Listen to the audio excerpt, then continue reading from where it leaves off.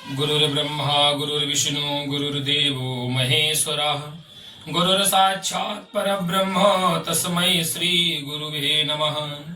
सच्चिदानन्दरूपाय विश्वोत्पत्त्यादिहेतवे तापत्रय विनाशाय श्रीकृष्णाय वयं नमः। बोलो गुरुदेव भगवान की जय, श्री कृष्णचंद्र भगवान की जय। जीवन में मनुष्य को अपने लक्ष्य के प्रति, अपने कर्तव्य के प्रति दृढ़ निश्चयी होना चाहिए। क्योंकि जीवन में अगर हम संकल्पित नहीं होंगे, अपने लक्ष्य अपने कर्तव्य के प्रति निष्ठावान नहीं होंगे, दृढ़ निश्चयी नहीं होंगे, तो जीवन में पीछे रह जाएंगे। एक बड़ी सुंदर सी कथा है, सभी लोगों को मालूम है, महाराज ध्रुव की कथा।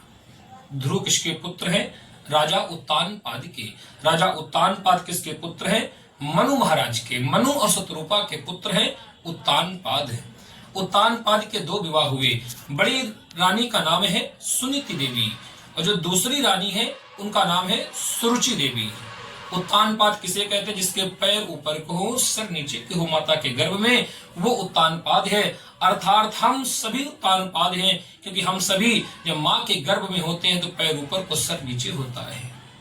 सुनीति देवी किसे कहते हैं? जिसकी नीति सुंदर हो, जो नीति के अनुसार कार्य को करे, वो है सुनीति। सुरुचि किसे कहते हैं? जो अपनी रुचि के अनुसार कार्य करे, अपनी मनमानी करे, वो है सुरुचि। राजा उत्तानपाद के कोई संतान नहीं थी। जब इन्होंने दूसरा विवाह सुरुचि देवी से किया तो सुरुचि देवी ने एक शर्त रखी थी कि आप अपनी पहली पत्नी को जंगल में छुड़वा दो या उसके लिए एक अलग से भवन बनवा दो। राजा उत्तानपाद अपनी पहली पत्नी के लिए भवन तो नहीं बनवा पाए, लेकिन उसको जंगल में छुड़वा दिया और सुनीति देवी जंगल में जाकर कुटिया बना करके रहने लगी। राजा उत्तानपाद उनको भोजन के लिए एक शेर रोज अन्न देने लगे, नित्य प्रति एक शेर अन्न देने लगे। एक दिन राजा उत्तानपाद शिकार खेलने के लिए जंगल में गए। जंगल में शिकार का पीछा करते करते रात्रि हो गई। ये उसी जंगल में पहुंच गए जहां पर सुनीति देवी कुटिया बना कर रहती थी। रात्रि भर सुनीति देवी की कुटिया में ठहर गए। प्रातः काल अपने भवन में आ गए। उसी रात्रि में सुनीति देवी के गर्भ ठहर गया और धीरे धीरे समय बढ़ा। समय आने पर सुनीति देवी के गर्भ से एक नन्हे से प्यारे से बालक का जन्म हुआ, जिसका नाम हुआ ध्रुव। ध्रुव किसे कहते हैं? जो संकल्पित हो, दृढ़ निश्चयी हो, उसे ध्रुव कहते हैं। ध्रुव महाराज धीरे धीरे बड़े होने लगे। राजा उत्तानपाद की जो दूसरी पत्नी है, नाम है सुरुचि देवी। समय आने पर सुरुचि देवी के गर्भ से भी एक बालक का जन्म हुआ, जिसका नाम पड़ा उत्तम। आज ध्रुव महाराज अब धीरे धीरे बड़े होने लगे और अपने समकक्ष बालकों के साथ खेलते हैं। सभी बालक पूछते तुम्हारे पिता का क्या नाम है? तभी ध्रुव महाराज अपनी माता सुनीति देवी से पूछते हमारे पिता कौन है? तो सुनीति देवी बताती हैं इस राज्य का जो राजा है वही तुम्हारा पिता है। एक दिन ध्रुव महाराज खेलते खेलते राजभवन पहुंच गए। राजभवन में राज दरबार पहुंचे, देखा हमारे पिता सिंहासन पर बैठे हैं। ऐसी छलांग लगाई, एक छलांग में जाकर के राजा उत्तानपाद की गोद में ध्रुव महाराज बैठ गए। वहीं पर ध्रुव महाराज की सौत माँ खड़ी थी, जिनका नाम है सुरुचि देवी। उन्होंने ध्रुव महाराज का हाथ पकड़ लिया और झटक कर गोद से उतार दिया और क्या कहने लगी, ए ध्रुव, अगर तुमको इनकी गोद में बैठना है तो तुम हमारे गर्भ से जन्म लो, तब तुम इनकी गोद में बैठ सकते हो, अन्यथा नहीं। जाओ, यहां से निकल जाओ। आज ध्रुव महाराज लज्जित हो गए, अपमानित हो गए, क्रोधित हो गए, वहां से चले आए। अपनी माता सुनीति देवी से पूछने लगे हमारा पिता कौन है? अगर हमारे पिता राजा उत्तानपाद हैं, तुमको गोद से क्यों उतार दिया? कुछ बोले नहीं। और ये कह रहे थे, सुनीति देवी को बता रहे महाराज ध्रुव कि हमारी सौत माता सुरुचि देवी ने भी कहा कि अगर हमारी कोख से तुम जन्म लोगे तभी इनकी गोद में बैठ सकते हो। जाओ, जाकर के भगवान की आराधना करो और हमारे गर्भ से, हमारी कोख से जन्म लेकर तब तुम इनकी गोद में बैठ सकते हो। आज सुनीति देवी कहती हैं, पुत्र, तुमको आज वो बात तुम्हारी सौत माता ने बता दी जो बात तुमको हम कभी नहीं बता पाए। इस संसार में कोई नहीं है, सब माया है और माया के पीछे नहीं पड़ना चाहिए। तुम जगत पिता की आराधना करो, जगत पिता तुमसे प्रसन्न हो जाएंगे, तो तुम्हारे ऊपर सभी प्रसन्न होंगे। जा पर कृपा राम की होई, ता पर कृपा करे सब कोई। आज ध्रुव महाराज पूछने लगे जगत पिता कहाँ मिलेगा? बोले कोई अगर जंगल चला जाए भगवान का भजन करे तो भगवान की प्राप्ति हो जाती है। आज ध्रुव महाराज अपनी माता से विदा लेकर के जंगल के रास्ते निकल पड़े। इस बात की खबर जब राजा उत्तानपाद को लगी तो राजा उत्तानपाद ने अपने एक सैनिक को भेज करके ध्रुव महाराज को रोकने के लिए कहा। सैनिक ने जाकर कहा, ए ध्रुव तुम लौट चलो, तुम्हारे पिता ने भेजा है, तुमको जो 1 सेर अन्न रोज देते थे तुम्हारे पिता ने कहा है अब तुमको 2 सेर अन्न दिया जाएगा।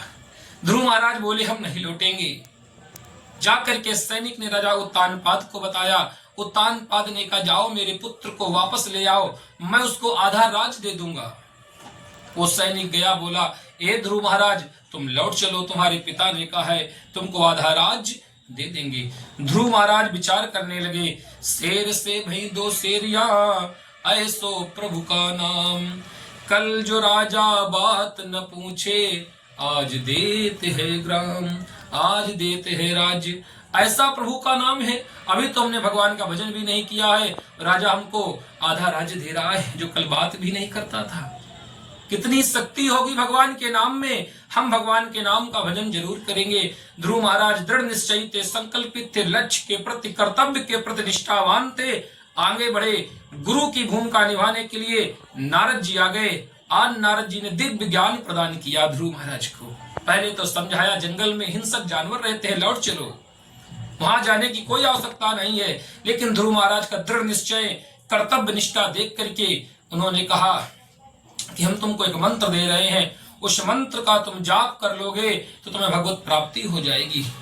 आग लगी आकाश में, झरझर पड़े अंगार, गुरु न होते इस जगत में ये जल मरता संसार। आज गुरु की भूमिका निभा रहे हैं नारद जी। नारद जी ने मंत्र दिया, ओम नमो भगवते वासुदेवाय, ये मंत्र दे दिया। बताया कहां पर जाकर के भगवान की तपस्या करो, मधुबन में जाकर के। ध्रुव महाराज वहां से निकलकर मधुबन पहुंचे, भगवान का ऐसा भजन किया कि समस्त ब्रह्मांड की श्वास रुक गई, समस्त देवता परेशान हो गए। ध्रुव महाराज की ऐसी भक्ति में निष्ठा देखकर समस्त देवता परेशान, समस्त देवताओं की श्वास रुक गई। समस्त देवता विष्णु जी के पास में गए और भगवान विष्णु से कहते प्रभु अपने भक्त को दर्शन दो। भगवान विष्णु जी ने जाकर के आज ध्रुव महाराज को दर्शन दिया। ध्रुव महाराज ने भगवान को देखा तो कुछ बोलना चाहते हैं पर बोल नहीं पा रहे हैं क्योंकि बहुत नन्हे हैं, छोटे से हैं। तब ध्रुव महाराज के गालों में आज भगवान ने अपना शंख स्पर्श कराया, कपोले वसदे वाणी ही, क्योंकि सरस्वती का निवास गाल में होता है। और आज ध्रुव महाराज की सरस्वती जागृत हो गई।